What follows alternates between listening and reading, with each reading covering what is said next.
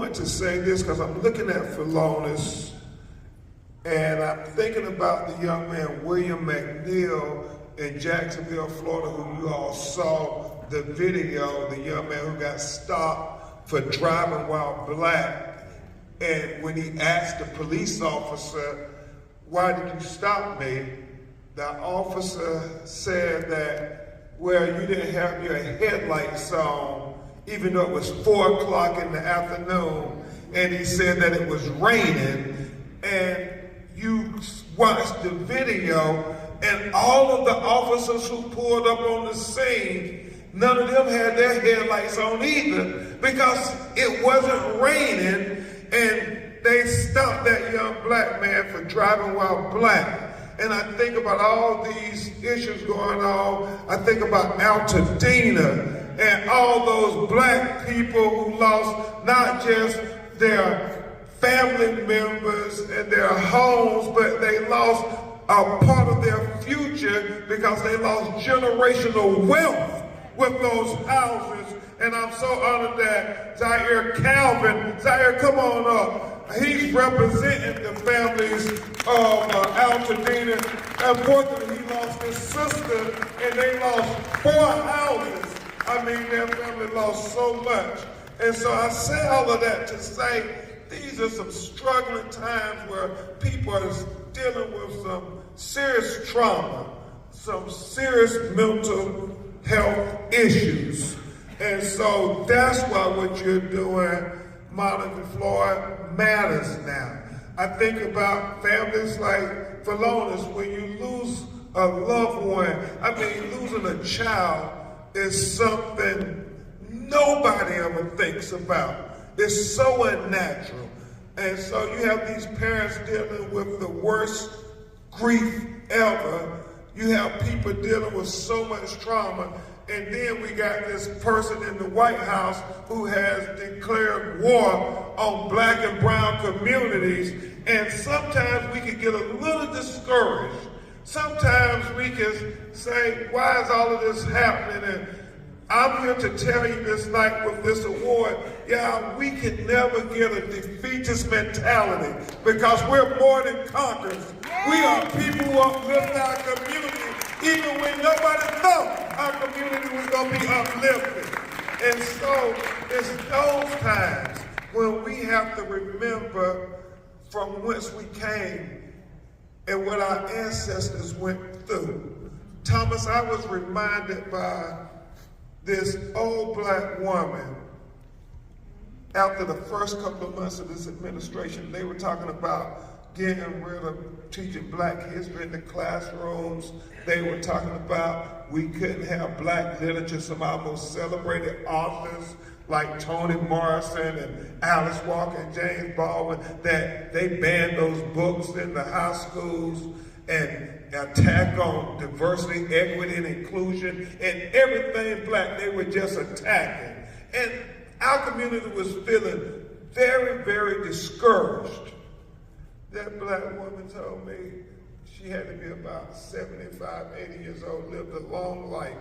She said, Attorney Crump, as you go across America and you talk to our people, you remind them that we done been through too many thunderstorms to be worried about a few raindrops coming from the Trump administration. That's what I'm saying. Because no matter what they do, we gonna be able to give our children a better world, a better America, where George Floyd gets an opportunity to take another breath without the police having their knee on his neck for 9 minutes and 29 seconds while he says, I can't breathe 28 times. And we're going to be able to give our children a better world, a better America, where Breonna Taylor gets to sleep in peace without them kicking in her front door at 1 o'clock in the morning, executing an unnecessary, an unjustifiable, and an unconstitutional no-knock warrant, which leaves her body mutilated with 8 bullet holes while she is practically naked in her nightgown.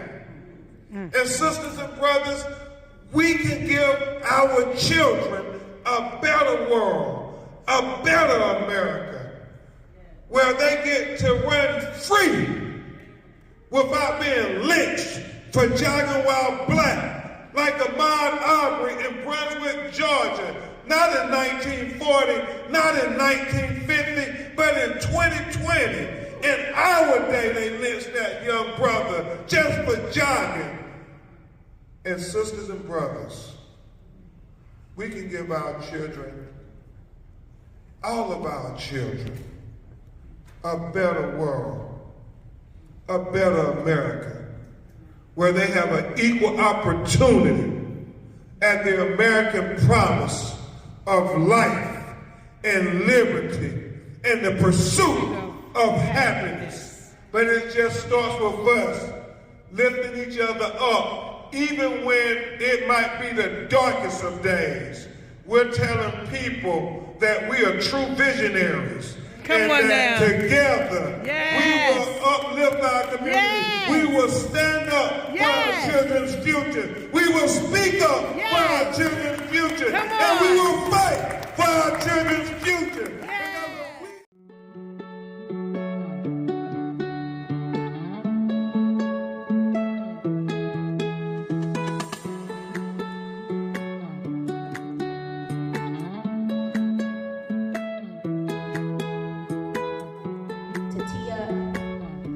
Get on them blocks and to run. God starts to order your steps. And he did that for me. And let me tell you, I ran so far. That little girl, she ran into 2 bachelor's degrees, 1 master's degree, and 3 doctorate degrees. Woo! She ran, which I call from the hood to the hills. And when I say this part, I say from humility, so that I am a tool to everyone, not a weapon. She ran into a multi-billion-dollar house. She ran into a Dr. Bryant Foundation that goes back into the inner city and gives back. Okay, she ran into president of the biggest and the baddest civil rights organization, NAACP, for the past 12 years, of Los Angeles, San Pedro, Wilmington, and Palos Verdes.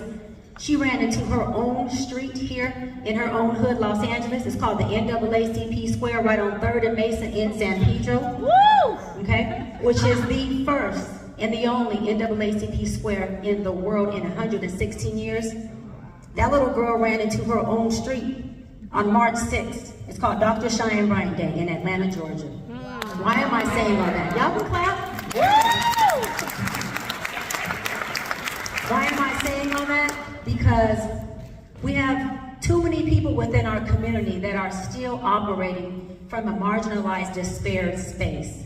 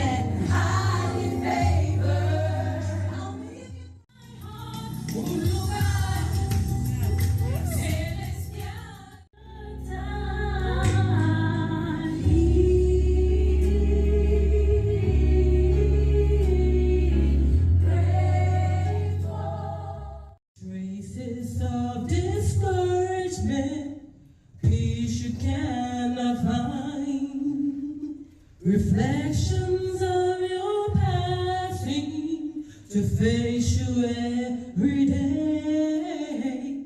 But this one thing